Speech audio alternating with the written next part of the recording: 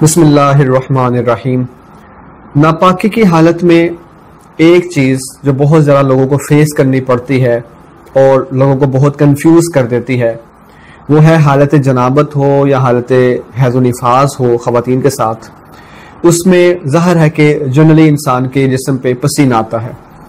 जब पसीना निकलता है और वो पसीना जिस्म के मुख्तलिफ हिस्सों से निकल कर लिबास पे लग जाता है तो लोग बहुत कंफ्यूज हो जाते हैं कि अब हम नापाक थे, हम पर गुस्ल करना फ़र्ज था, अब पसीना इस नापाकी की हालत में निकला है और वो लिबास पे लग चुका है तो क्या हमारा सारा लिबास नापाक हो चुका है। यूं ही हम जहां जहां अब बैठ रहे हैं उन कपड़ों के साथ जिस चीज़ को छू रहे हैं क्या वो सारी चीज़ें नापाक हो रही हैं, या हाथों पे पसीना आ जाता है नापाकी की हालत में तो इन तर हाथों से या नम हाथों से हम जिस चीज़ को छुएंगे, पकड़ेंगे, इस्तेमाल करेंगे क्या वो सब नापाक हो जाएगा। तो ये चीज़ लोगों को बहुत ज़्यादा कंफ्यूज करती है। तो इस चीज़ को बहुत अच्छे से और बहुत गौर से सुनिए ताकि आपका ये मसला क्लियर हो जाए।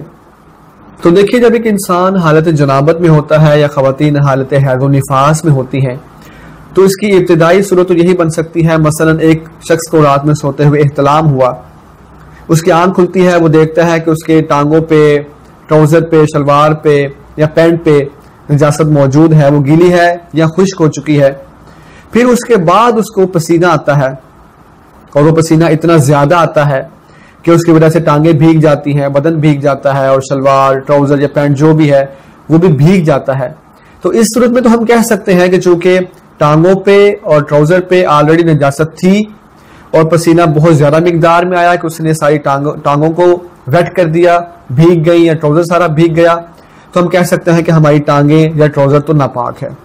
लेकिन इसके बावजूद भी हम ये नहीं कह सकते कि हम उस बदन के साथ, उस लिबास के साथ जहां जहां बैठेंगे, जिस चीज को हाथ लगाएंगे वो सारी चीजें नापाक हो जाएंगी, क्योंकि जो पसीना आया था उसका मैक्सिमम असर सिर्फ टांगों और ट्राउजर तक मुंतकिल हुआ था कि उसने नजासत को वेट कर दिया और फिर वो टांगों तक फैल गई या ट्राउजर तक फैल गई, लेकिन उसका असर आगे मुंतकिल नहीं होगा। अगर हम उन कपड़ों के साथ बेड पे बैठ रहे हैं, सोफा पे बैठ रहे हैं या उन हाथों के साथ अलमारी खोल रहे हैं या हमारा बदन मुख्तलिफ चीजों के साथ छू रहा है, तो जब तक वो नापाकी, वो तरी चीजों तक मुंतकिल नहीं होगी तब तक कोई भी चीज नापाक नहीं होगी। कोई भी चीज उस टाइम नापाक होती है जब नापाकी मुंतकिल होके अगली चीज तक ट्रांसफर हो जाए। लिहाजा अगर हमारी टांगें भीगी हैं या हमारा ट्राउजर भीगा हुआ है तो उस नजासत का असर टांगों और ट्राउजर तक रहेगा। लेकिन अगर हम उसके साथ उठते, बैठते, चलते फिरते, लोगों के साथ डील करते, चीजों को हाथ लगाते और हम देखते हैं कि नापाकी या तरी उन चीजों तक मुंतकिल नहीं हो रही, बेड भी खुश्क है, बेडशीट भी खुश्क है और बाकी सब सोफा, कालीन और जिन चीजों के साथ हमने हाथ लगाया किसी चीज पर तरी मुंतकिल नहीं हो रही, तो वो सारी चीजें 100% पाक रहेंगी। तो पहला पॉइंट आपने ये समझा कि चीज उस टाइम नापाक होती है जब नापाकी मुंतकिल होकर आगे पहुंचती है। तो पसीना आया था, उसने नापाकी को वेट किया और वो फैल गई टांगों तक या ट्राउजर तक, तो वो चीजें तो जहां तक नापाकी फैलेगी सिर्फ उतना ही एरिया नापाक करेंगी, लेकिन उसके बाद बाकी वो सारी चीजें जिनके साथ हम छू जाते हैं, उठते बैठते हैं, चूंकि वहां तक नापाकी मुंतकिल नहीं हुई, जब नहीं हुई वो चीजें खुश्क हैं, तो वो चीजें सिर्फ इस वजह से कि हमने छुआ है या हमारे साथ वो छू गई है नापाक नहीं होगी। दूसरी सूरत कि इंसान पर गुस्ल करना फर्ज है। मान लीजिए कि अब उसके बदन पे फिलहाल कोई नजासत मौजूद नहीं है और लिबास पे भी कोई नजासत मौजूद नहीं है, उससे लिबास अपना चेंज कर लिया था या इस्तिंजा कर लिया था, व्हाटएवर कोई भी सूरत हुई कि गुस्ल करना तो फर्ज है लेकिन बदन पे और लिबास पे कोई नजासत नहीं है। इसी तरीके से ख़वातीन हालत हैज़ो निफास में कि वो नापाकी के अय्याम में है लेकिन उनके बॉडी पे कोई ज़ाहिर नजासत इस टाइम मौजूद नहीं है, लिबास भी साफ है, बदन भी साफ है। इस टाइम जब पसीना आएगा, अब ये पसीना जितना ज्यादा हो, जितनी भी मिकदार में हो, ये बदन को भी नापाक नहीं करेगा और ये चीजों को नापाक भी नहीं करेगा। आप कहें कि हम तो नापाक हैं तो पसीना कैसे पाक हुआ। ये जो नापाकी हालत जनाबत के अंदर और हालत हैज़ो निफास में हम पर तारी होती है, इसे फिकही टर्म में नजासत हुक्मी कहते हैं। नजासत हुक्मी का मतलब है कि शरीयत ने इसको नापाक होने का हुक्म इस पर लगाया है, लेकिन अगर शरीयत इस पर हुक्म ना लगाती तो हम इसको देख के महसूस नहीं कर सकते थे, क्योंकि ये नजासत ना नजर आती है, ना इसकी कोई स्मेल होती है और ना ही ट्रांसफरेबल होती है। इसलिए आप किसी भी शख्स को देख कर अंदाजा नहीं कर सकते कि आया उस पर गुस्ल फर्ज है कि नहीं। किसी भी खातून को देख के आप ये नहीं बता सकते कि आया वो अय्याम हैज में है कि नहीं। इसलिए हम इसको कहते हैं नजासत हुक्मी। किसी बंदे को खुद पता होता है कि वो नापाक है, कोई देख के बता नहीं सकता, क्योंकि ना इसका कोई कलर है, ना ये ट्रांसफरेबल है, ना ही कोई इसका कोई टेस्ट है, कोई भी बंदा महसूस नहीं कर सकता। तो ये नजासत हुक्मी है, हकीकी नजासत नहीं, जो ट्रांसफर हो जाती है। तो जब बंदा हालत जनाबत में है, हालत हैज़ व निफास में है, उस टाइम उस पर नापाकी की एक हालत तारी है, एक हालत नापाकी में है, लिहाजा वो सिर्फ हालत है। अगर उस टाइम पे पसीना जिस्म से निकल रहा है, या बंदे की आंखों से आंसू निकल रहे हैं, या उसने थूक दिया है, वो कोई भी चीज नापाक नहीं है, क्योंकि जब तक हकीकी नजासत जो ट्रांसफरेबल हो, जब तक वो हमारे बदन पे मौजूद नहीं होती, तो पसीना जब बॉडी से निकलेगा वो बिल्कुल पाक होगा। और वो पसीना बदन को अगर भीग रहा है या कपड़ों को भीग रहा है, वो बदन भी उस तरीके से आगे नजासत नहीं फैलेगी, ना ही वो कपड़े नापाक शुमार होंगे। तो अगरचे एक खातून ने अय्याम खास के अंदर जो लिबास पहना है, जब पसीना आएगा, बशर्ते कि उस पर कोई हकीकी नजासत नहीं थी, कोई ब्लड वगैरह नहीं था कपड़ों पे, बॉडी पे भी नहीं था, और उसको पसीना सिर्फ आया और उस वजह से उसके कपड़े भीग गए पसीने से, याद रखें ये कपड़े पाक हैं। एक मर्द है, उस पर गुस्ल करना फर्ज है, बॉडी पे कोई जाहिरी नजासत नहीं है, उसे जो लिबास पहना हुआ है, पसीना आया, उसका लिबास भीग गया, ये लिबास भी पाक है। सिर्फ ये उस टाइम चीजें नापाक होंगी जब बॉडी पे कोई जाहिरी नजासत भी हो। मर्द है तो मान लीजिए नजासत उसके कपड़ों पे या टांगों पे मौजूद थी, खातून है तो ब्लड वगैरह उसके कपड़ों पे लगा हो या बॉडी पे लगा हो, फिर पसीने की वजह से वो फैल के आगे चला जाए, उस टाइम हम कहेंगे कि बदन या कपड़े नापाक हो रहे हैं।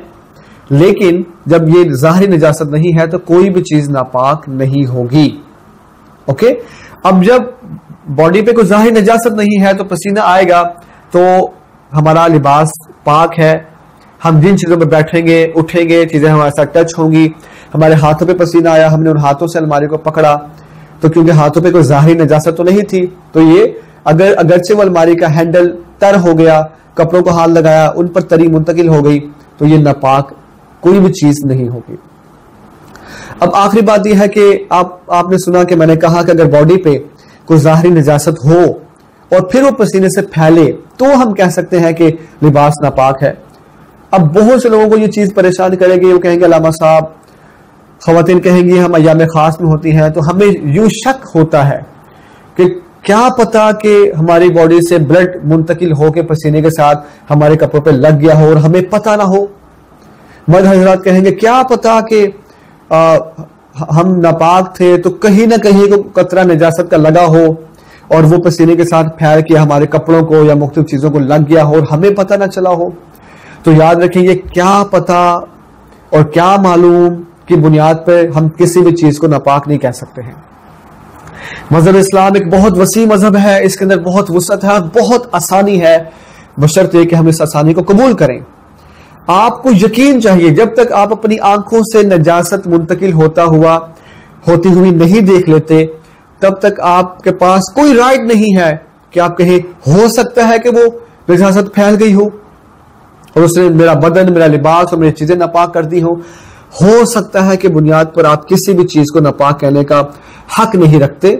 अगर आप कहेंगे हो सकता है नापाकी फैल गई हो, तो आपने अपने हाथों से अपने आप को एक दर्दनाक कुएं के अंदर फेंक दिया है। इससे सिर्फ आप अपने आप को खुद ही निकाल सकते हैं। लिहाजा खुलासा कलाम यह है कि हालत जनाबत में, हालत हैज़ व निफास में अगर जिस्म पर कोई जाहिरी नजासत है तो जितनी नजासत वो पसीने के साथ फैलेगी और जहां तक फैलेगी सिर्फ उतना एरिया नापाक होगा। लेकिन इसके बावजूद भी हम जिन चीजों पे उठेंगे बैठेंगे, चीजों के साथ इंटरेक्शन होगा, कनेक्शन होगा, छुएंगे, कोई हमें छुएगा, जब तक वो नजासत आगे नहीं फैल जाती, हम अपनी आंखों से नहीं देख लेते, तब तक कोई भी चीज नापाक नहीं होगी। बिल्कुल रिलैक्स और इजी रहें। और अगर जिस्म पर कोई जाहिरी नजासत नहीं है तब तो बदरजा औला आने वाला पसीना, निकलने वाला थूक, निकलने वाले आंसू, ये कोई भी चीज किसी भी चीज को नापाक नहीं करेगी। हमारा लिबास भी पाक रहेगा और हमारी सब चीजें अतराफ में पाक रहेंगी। हमारी बॉडी सिर्फ एक नापाकी की हालत में है, लेकिन वो हालत ट्रांसफरेबल नहीं है, वो मुंतकिल होकर चीजों को नापाक नहीं कर सकती। लिहाजा आप जब गुस्ल लेंगे आप पाक हो जाएंगे, बॉडी भी बिल्कुल पाक हो जाएगी।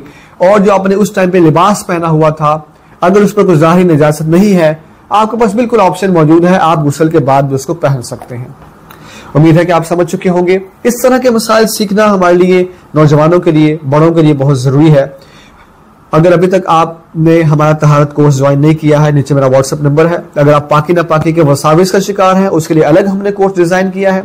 अगर आपके साथ अल्लाह के फजल करम से वसाविस नहीं है, तो भी हमारा एक अहकाम तहारत कोर्स है, जिसमें आपके लिए जरूरी तौर पर आपको ये मसाइल सिखाए गए हैं, इस्तिंजा, वुजू, गुस्ल और क्या पाक है क्या नापाक है, ताकि जिंदगी भर हमने इन चीजों के साथ हमारी इंटरेक्शन रहती है, हमने इन चीजों के साथ रहना है। तो एक ही दफा जिंदगी में आप ये कोर्स मंगवाएंगे, इसको सीखेंगे, इंशाल्लाह जिंदगी भर के लिए छोटी मोटी चीजें आपकी क्लियर हो जाएंगी। अल्लाह से दुआ है अल्लाह ताला हमें दीन सीखकर अपनी जिंदगी में सुकून दाखिल करने की तौफीक अता फरमाए। आमीन वमा अलैना इल्लल बलागुल मुबीन।